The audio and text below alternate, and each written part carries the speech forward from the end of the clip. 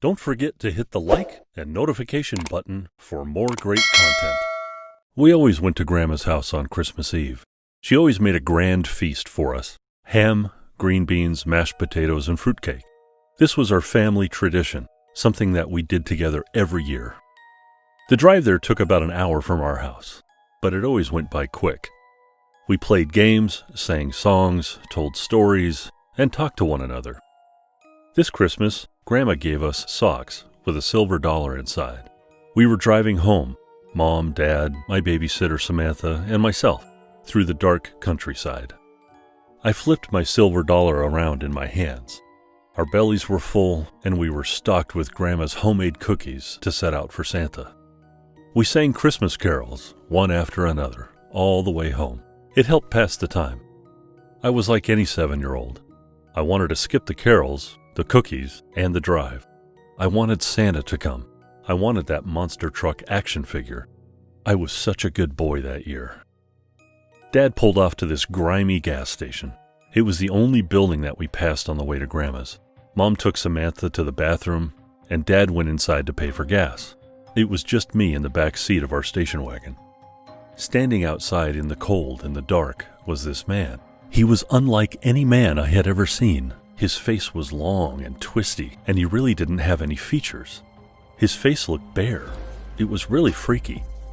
He was dressed in a muddy Santa Claus suit, and he was staring right at me.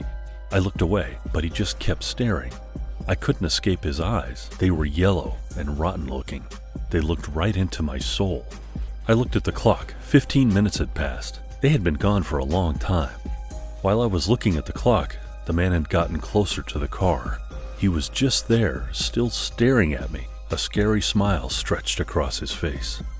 Then he started yelling, "Have you been a good boy this year? Have you been a good boy this year?"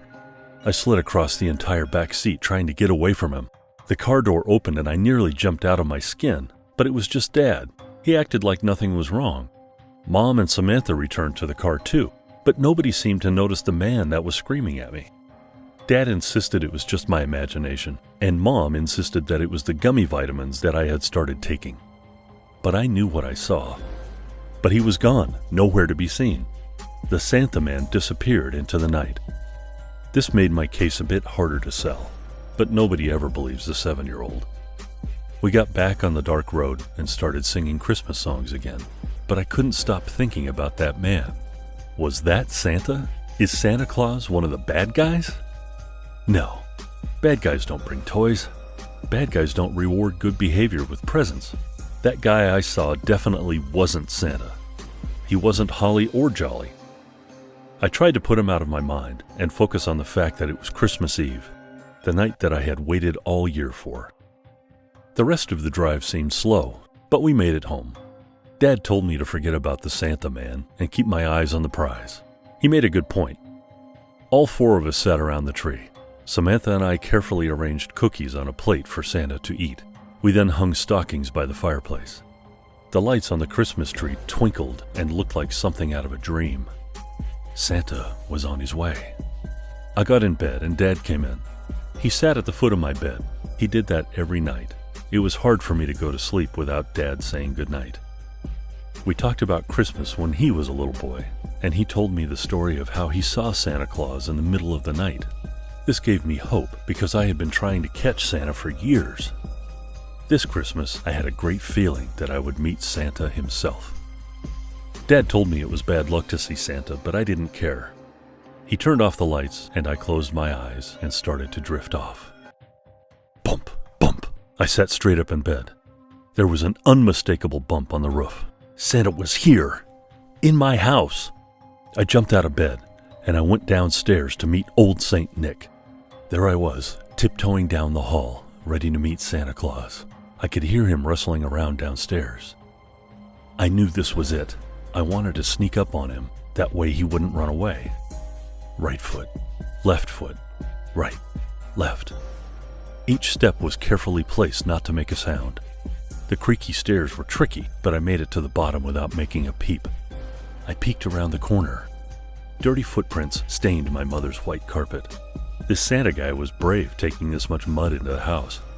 There he was, tall and slender. I had always imagined Santa being chubby. I guess he went on a diet that year. How else would he make it down the chimney?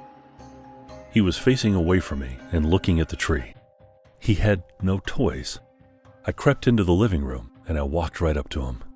He didn't even hear me coming. I gave his sleeve a big tug and yelled out, "Santa!" Santa turned around, except it wasn't Santa at all. It was the man from the gas station. His long face, muddy clothes, twisted smile, yellow eyes. I let out the loudest scream of my entire life. I tried to run, but he grabbed my arm and held me close to him. He kept staring at me and yelling at me. "Have you been a good boy this year?" His eyes were like sharp knives. Finally, I wiggled out of his grip and bolted around the corner, up the stairs, and into my mom and dad's room. Where were Mom and Dad? Next, I went to Samantha's room. Gone. Where was everyone? I could hear the Santa man moving and yelling downstairs. The basement. That was my only suitable place to hide. But I had to run for it. I shot down the stairs, but the Santa imposter had moved into the kitchen. He was rummaging through the drawers. The knife drawer. I knew I would have to do my best tiptoeing to get past him. I slunk in and carefully walked around the corner, past the oven, past the basement door. My fingers wrapped around the doorknob, but the man didn't even seem to notice me. I twisted the handle, careful not to make any noise. Then my hand slipped. The handle jiggled. Santa turned around and caught me with his yellow eyes. He started to run towards me with a knife. I ran down the basement steps as fast as I could, slamming the door behind me. He kept wiggling the handle and screaming at me, "Have you been a good boy this year?" The door was locked. I knew it was only a matter of time before he would get through. The basement was dark and damp. I couldn't see anything, and I stumbled around trying to find the light switch. I ran my hands along the walls until I felt something. A body! I screamed and jumped away in the dark. "Nick?" the body asked. There was only one person who could say my name like that. It was Dad. I wandered around until I finally found the light switch. Dad, Mom, and Samantha were all tied up with rope in the corner of the basement. I was so happy to see them. I mean, nothing makes you miss your family like a murderous Santa Claus. I helped everyone get untied, but the Santa man was still yelling and pounding on the door. The door finally gave out and he began to walk down the stairs. Dad grabbed me and pushed me out of the cellar doors, up into the night. Then Samantha, then Mom. We were all outside in the snow. I was terrified. Were there more killer Santa Clauses? And what about the reindeer? We piled into the car and drove to the police station just a few miles down the road. When we got there, Dad told them everything about the killer Santa. The cops didn't look surprised, though. They told my dad that a tall man with yellow eyes had escaped from prison and was on the loose in a Santa suit.